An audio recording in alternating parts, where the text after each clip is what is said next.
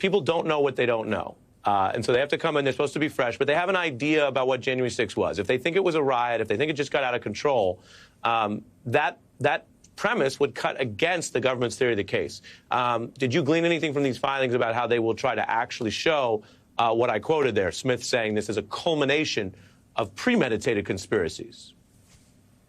Yeah, I think that if the government had charged that it was premeditated violence on the part of the former president, then they would have that issue. If someone said it got out of control, then there would be this question of, well, can the government show that this was a plan all along? Which, by the way, is what they were able to show with respect to the Proud Boys, with respect to the Oath Keepers, different defendants, and they were charged with sedition because of that, and they managed to win on almost all of those cases.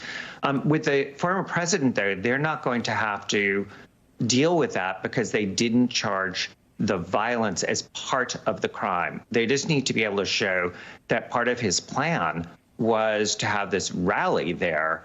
Whether it gets out of control or not is something that isn't really part of the charge. It was just that, was there going to be additional pressure? Then when it turned violent, what did the former president do according to the government? He used that to continue the conspiracy, to continue the pressure campaign to not count the electoral votes.